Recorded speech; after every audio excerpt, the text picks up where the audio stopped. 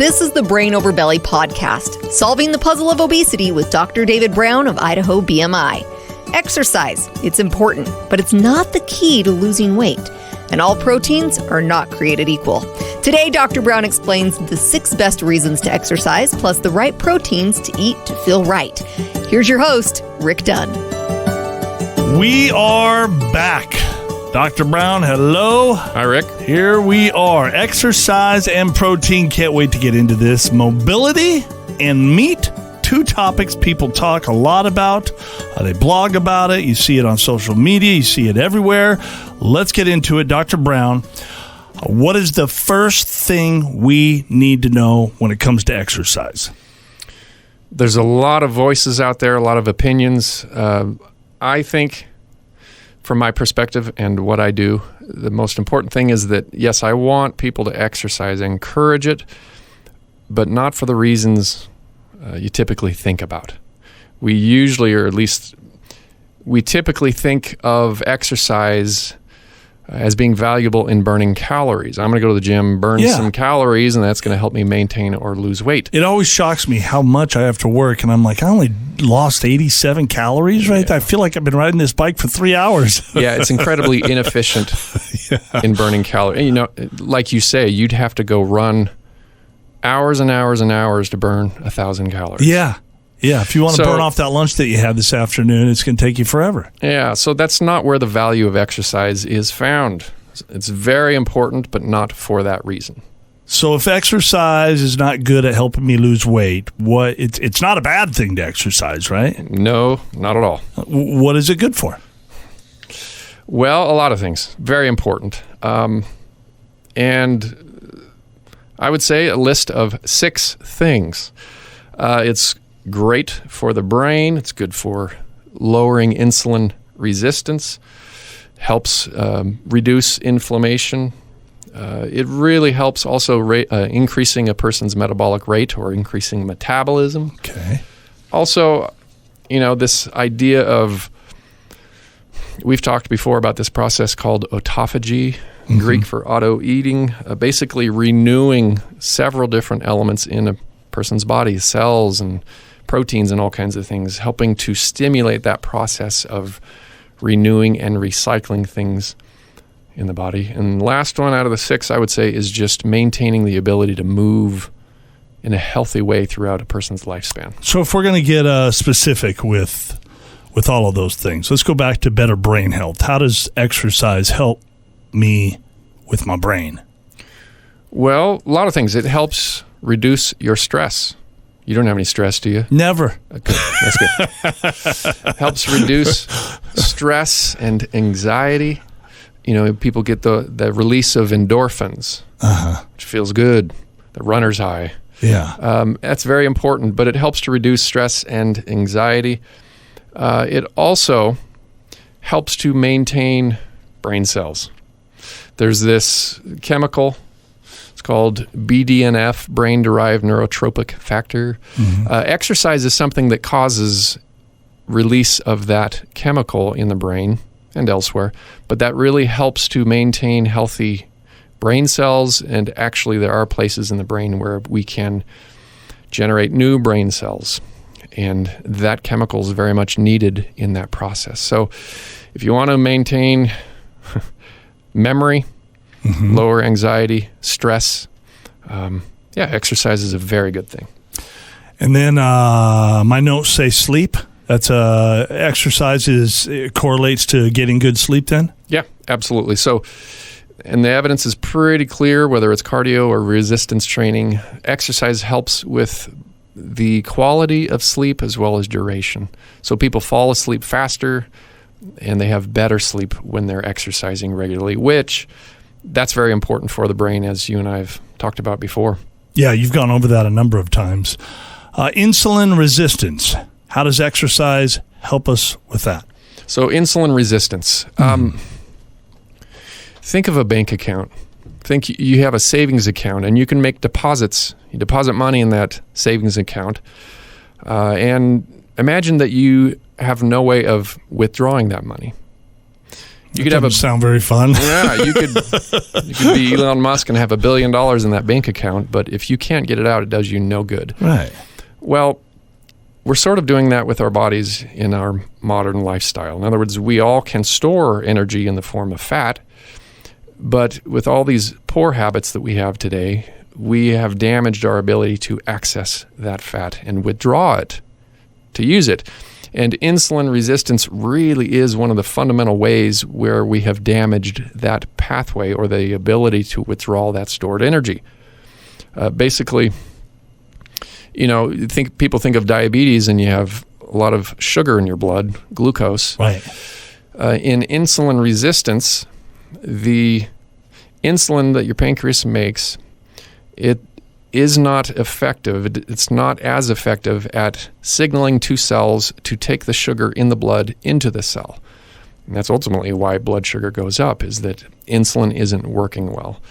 So exercise helps to increase one's insulin sensitivity. It cleans out that system, sort of primes that system for accessing stored fat and a lot of different things in the body. And, if there was one problem I would want to reverse if I had it in order to increase my longevity, it would be insulin resistance. Less inflammation. How does exercise helping us with that? Well, it's interesting. Really the reason we exercise is to cause inflammation in the very short term. In other words, you go and you lift weights, and stressing that muscle actually causes little tiny tears in the muscle. Yeah. And the body's response and the immune system is to repair that very small injury. And it's in that process of repair that the body builds not just muscle, but the ability to manage inflammation and overcome it and reduce it. So it's this paradoxical thing where we exercise to cause a little bit of inflammation, and the response to that is really where we get the benefit. So one way of thinking about this is, we go and we exercise. It's really not so that we can burn calories as we exercise, but if we're consistent and we exercise, it will help to increase our metabolic rate, or the number of calories that we're burning throughout the day. And there's a couple of ways of demonstrating that. One is, there are different types of fat cells.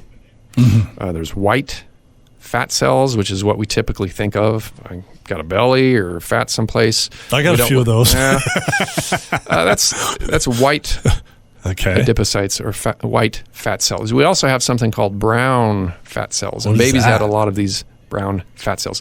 They look brown under a microscope because they have a lot of what are called mitochondria.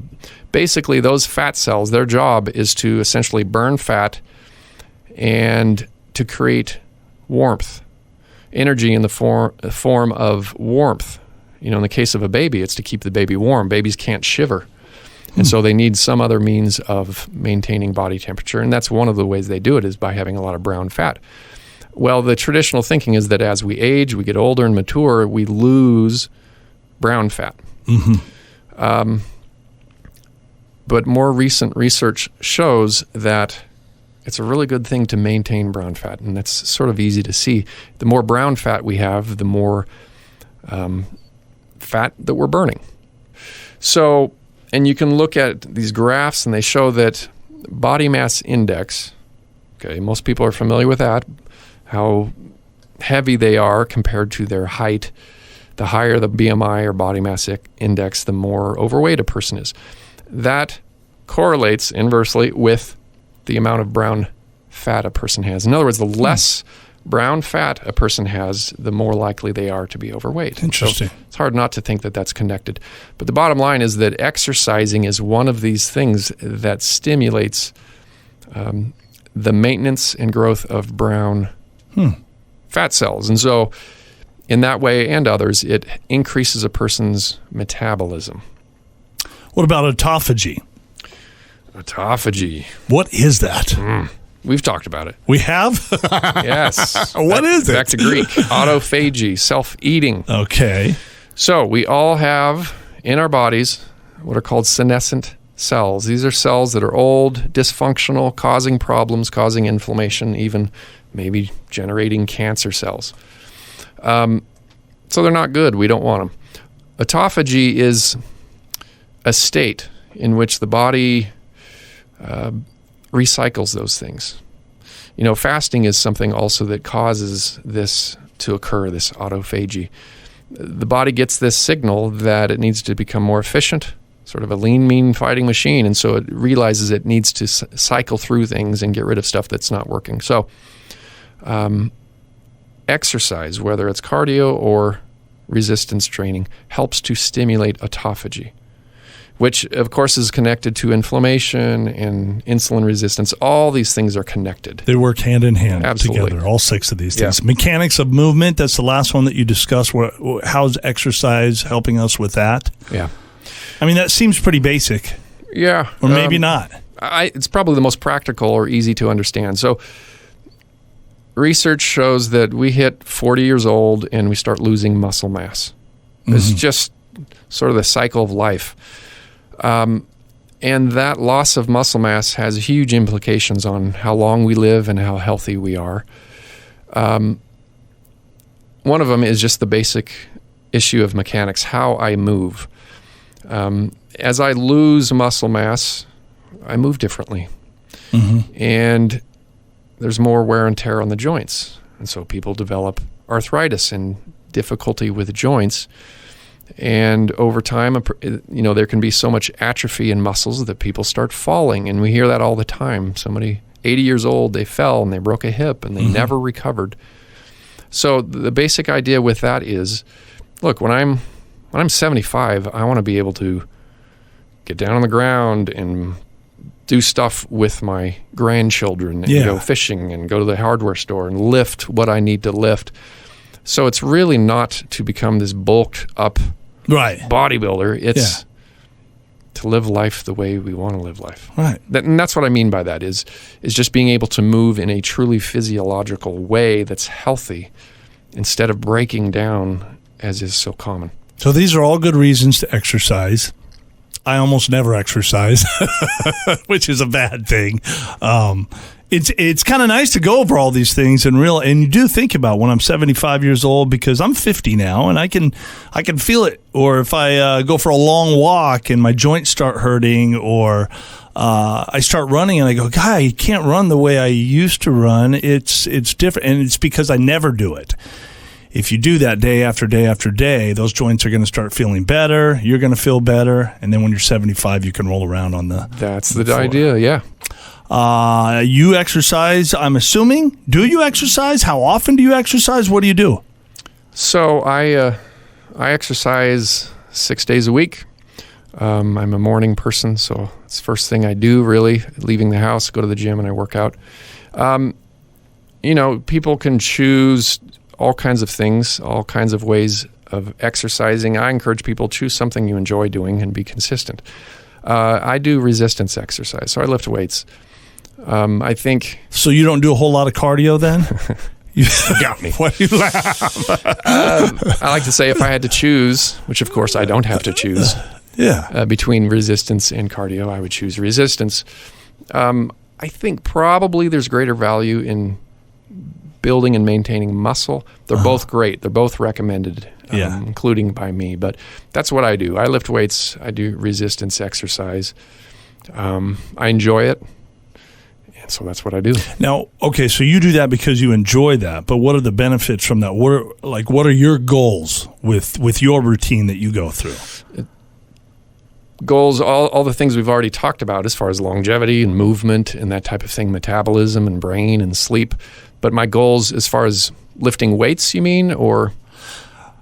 Just overall, I guess. I think you answered the question. It's just so that when you're 75 years old, you want to be able to get down on the ground with your grandkids, that type of thing, right? Yeah, but maybe it's worth mentioning, I'm never going to be a bodybuilder. I have no desire really to do that. And I think we go to the gym, typically male ego, we want to go lift as much as we can. And as you get older, you realize the dangers of that. You got to preserve those joints. I've seen some of those bodybuilders who their bodies are destroyed by the time they're 50 years old. Absolutely. So, and that just accelerates the aging process. So, I think there's value in maybe lifting a little less, going more slowly. When we stress those muscles, this principle of time under tension, there's good evidence that we can use lighter weight, but slow it down using good form, and the benefit to the muscle is just as much as lifting much heavier weight. Do you recommend the same type of routine that you're in for your patients? Is it completely different for everybody? Well, everybody's in a different place. I have patients who are in wheelchairs. Yeah. And so exercise for them is going to look different. I like to say that everybody can do something. I think it's a matter of wherever you are, do something to push yourself physically a little bit. Of course, avoiding injury and being safe, but push yourself a little bit to maintain muscle, maybe build a little muscle, and increase your capacity to move, even if it's standing up from a seated position. I mean, that in and of itself is a little more technical and difficult than you might think. But so just do something consistently that pushes you. Make it hurt just a tiny bit, right? Not too much. Maybe. You want to be a little sore sometimes, right? Every once in a while. I always feel kind of good when I'm a little sore. I feel like, okay, I did something. Yeah, I agree. I don't know if that's right or not. And there's some arguments on that. Cumulative, is it better to go? Is consistency more important than intensity? Right. I think I lean in that direction of being consistent is more important than intensity. A great analogy, I think, is water and rock. Water is very soft. We all enjoy water, need water, but water can have a tremendous effect on rock. It can sculpt and shape rock over time. Even a small trickle of water will do that. You think of the Grand Canyon. Yeah. So, you compare that to being just consistent in exercise. Those are little drops of water that you're helping yourself each and every minute, every day. Yeah, and again, I love the thought or the concept of potential, becoming something. Yeah. And that's it's all based on habits, doing things consistently. That is how we become, what we have the potential to become. So we've talked a lot about exercise. We got to get into protein. I've got 3 truths here that may surprise people, and then I want you to respond when I throw them out. Okay, doctor? Yes. Animal protein is way better than plant protein. True. Yes. So proteins, we all are familiar with protein. Proteins are made up of amino acids. Got to tell you, when I was in college, I had this biochemistry professor. He said in the beginning of a semester, he said, I am giving all of you the tremendous privilege today.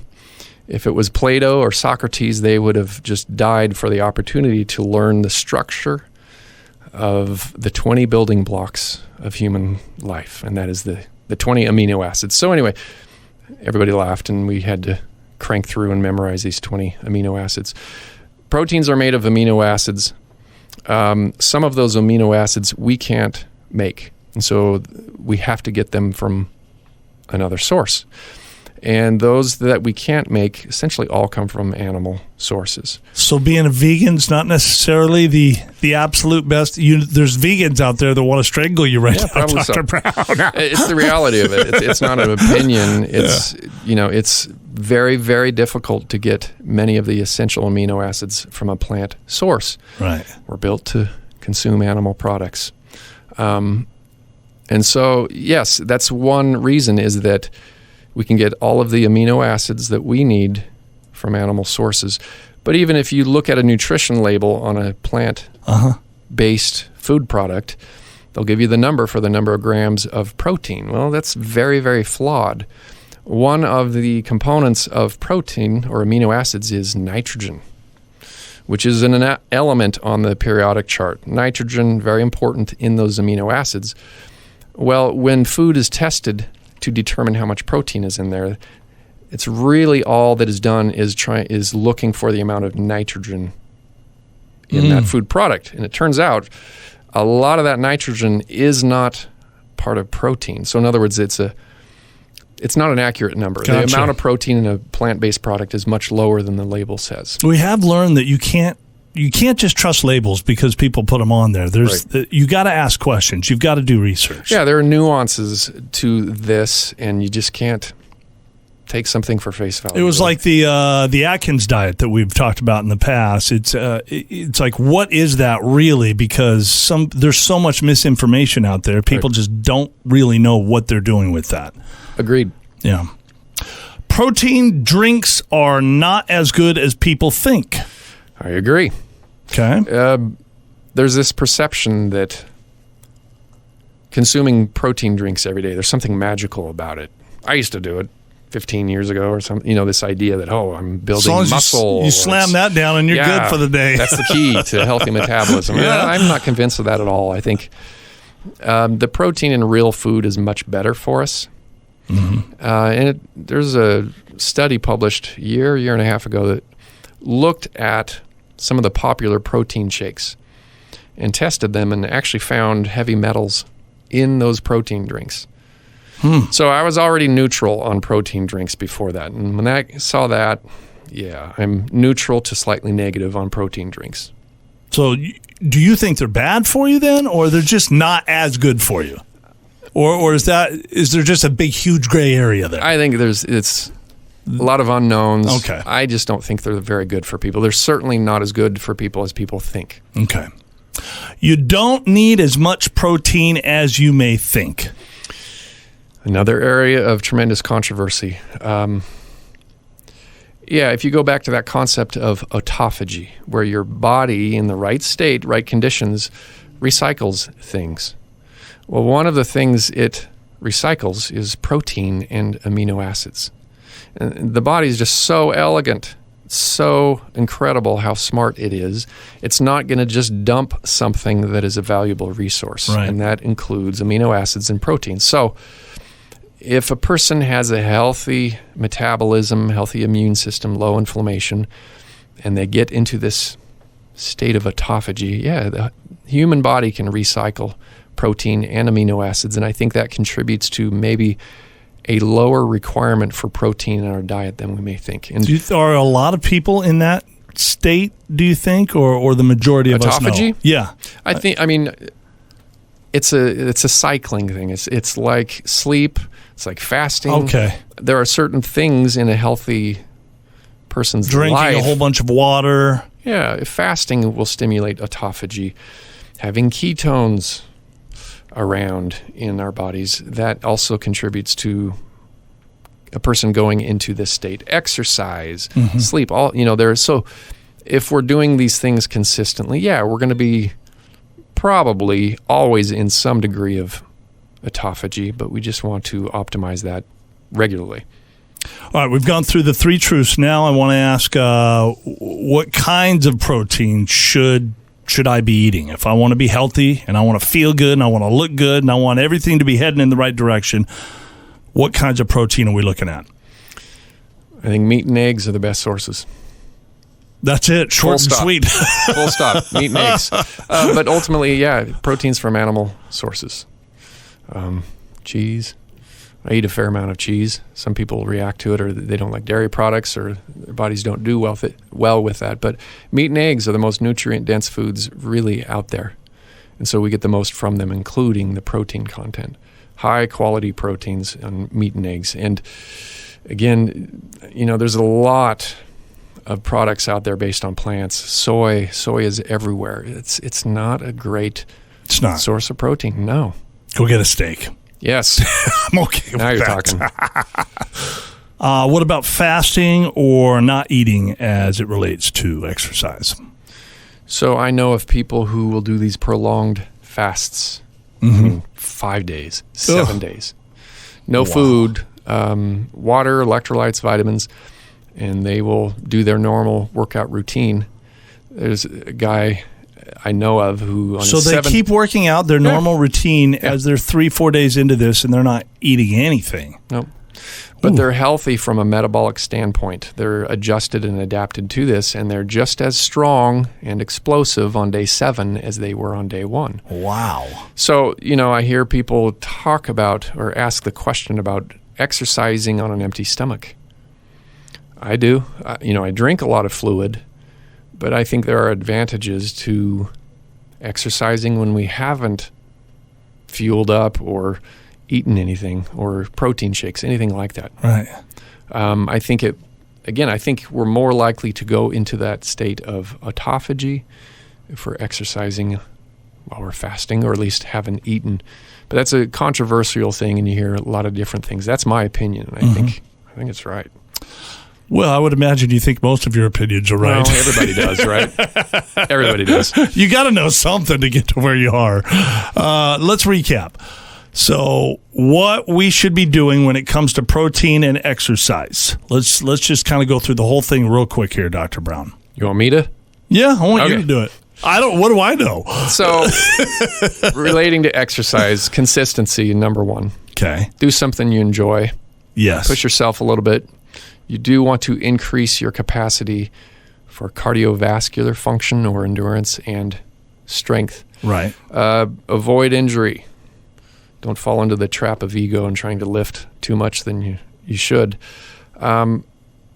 Just lifestyle principles, cycle in and out of fasting, get good sleep, drink lots of water, stick with nutrient-dense foods, meat and eggs, green leafy vegetables, count as you chew, time a break between bites, and really try to avoid any distractions as you eat and listen to what your body is trying to communicate to you. So final thoughts, Dr. Brown. We've talked a lot about exercise. We've talked a lot about protein. We break it all down here. What do you want to leave our listeners with today? Everybody's a little different. And so it's important not to judge ourselves too harshly, comparing ourselves to other people. I think the more productive way to go about this is compare one's self to yourself. What you could do 3 months ago, and just trying to stretch that a little bit, become a little better. But it all comes down to consistency. I like how you always say listen to your body, and that goes for when you're eating, probably exercising, or all of these things that we do. You got to listen to your body. Everybody's Absolutely. body is a little bit different. Yeah, and the human body is absolutely genius. Thank you, Dr. Brown. Thank As you, usual, Rick. we will see you next month. Deal.